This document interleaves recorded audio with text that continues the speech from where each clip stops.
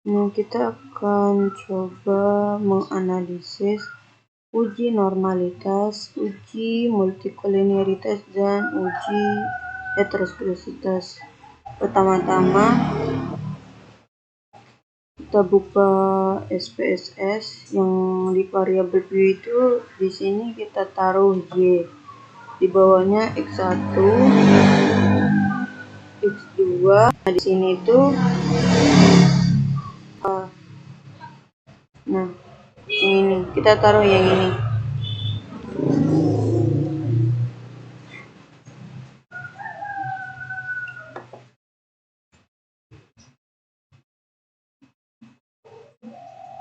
Nah, yang di measure itu kita ubah ke scale.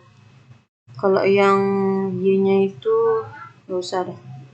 Terus beralih ke data view. Nah, di sini tuh kita akan mengambil dari sampel atau yang sudah kita data yang sudah kita punya itu sebanyak 80. Kita masukkan di sini. Kita paste dia. Nah, untuk menganalisisnya kita harus melakukan cara atau langkah-langkahnya. Yang pertama itu kita ke analyze, terus regression, terus linear. Nah, yang di dependent itu kita taruh yang Y. Sedangkan yang di independent itu kita taruh X1 sama X2. Seterusnya kita ke statistik, kita centang yang collinearity diagnosis, continue, terus plot. Kita yang reset itu kita taruh di Y, yang separate ini kita taruh di X, kita centang yang histogram sama normal probability plot, terus kita continue. Seterusnya kita save, kita centang yang unstandardized, continue, terus oke. Kita tinggal tunggu prosesnya.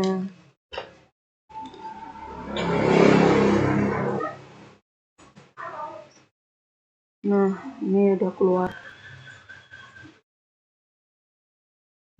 Yang akan kita coba analisis itu mana dia? Ya, yang ini grafik-grafik di bawah ini.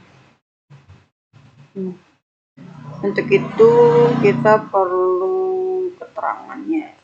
Nah, di sini yang kita uji itu kan uji asumsi klasik. Yang pertama itu uji normalitas, uji multikolinearitas, uji heterosklerosis. Nah, yang pertama itu uji normalitas.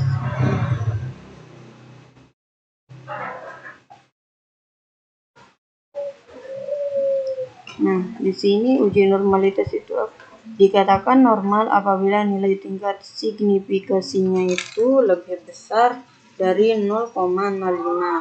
Begitu juga sebaliknya, jika tingkat signifikasinya lebih kecil dari 0,05 berarti tidak normal. Beberapa cara yang digunakan seperti histogram. Pertama, histogram.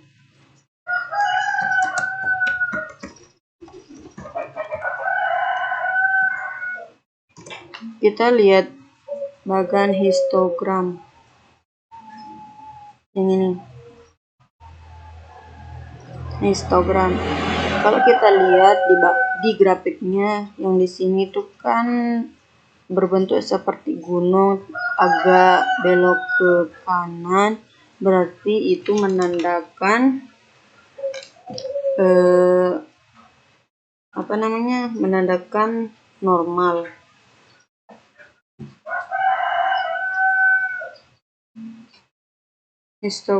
Histogram ini kan ketentuannya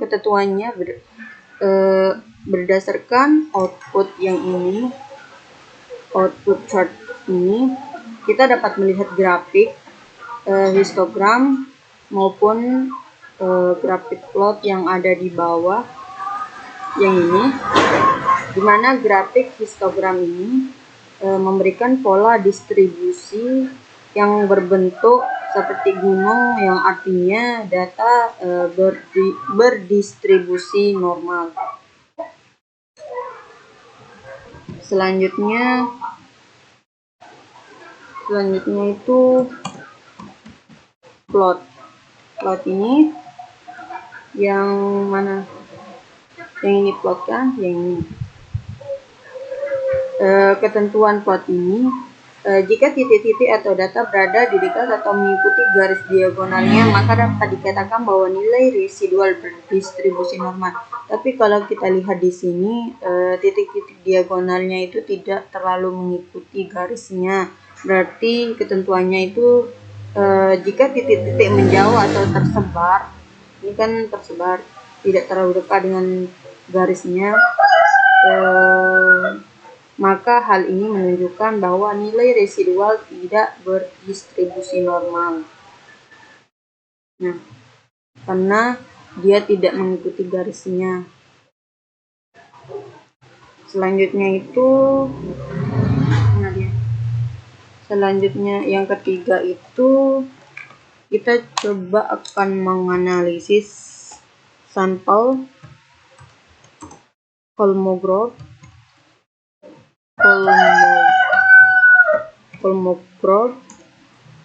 Smirnov.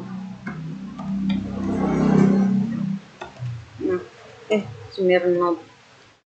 Nah, untuk mencari nilai dari Kolmogorov Smirnov, kita lihat analyze, terus yang ini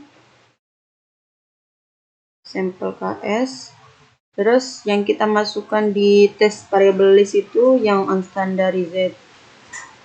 Oke. Nah, ini dia. Nah, di sini keterangan dari simple Kolmogorov Smirnov ini, jika nilai tingkat signifikasi lebih besar dari 0,05, maka distribusi data dinyatakan memenuhi asumsi normalitas. Tapi jika nilai tingkat signifikasi lebih kecil dari 0,05, maka diinterpretasikan sebagai titik normal. Kan di sini kita lihat nilainya kan di sini 0,000, berarti tingkat signifikasinya itu lebih kecil dari 0,05, maka diinterpretasikan sebagai tidak normal. Seperti itu. Lanjut, kita akan menganalisis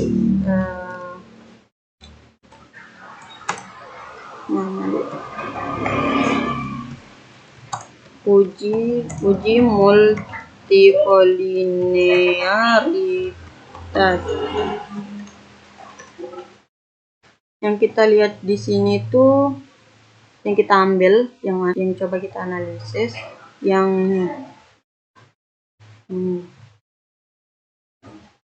dua, yang tolerance sama PIF. Jika PIF di bawah 10, maka tidak terjadi multikolinearitas. Nah, kalau kita lihat di sini nilai PIF dari X1 sama X2 itu 1,001. Berarti tidak terjadi multikolinearitas. Nah, yang tolerance itu tolerance value di atas 0,1, maka tidak terjadi multikolinearitas. Kan di sini nilai dari kedua tolerance X1 sama X2 itu kan 0,999, berarti lebih besar, berarti tidak terjadi multikolinearitas. Selanjutnya kita ke mana ya?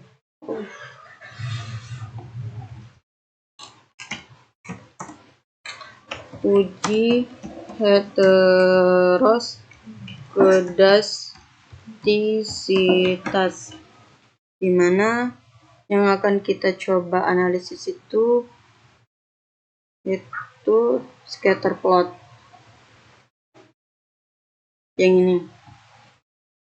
Dalam ketentuannya tidak ada gejala heteroskedastisitas apabila tidak ada pola yang jelas seperti titik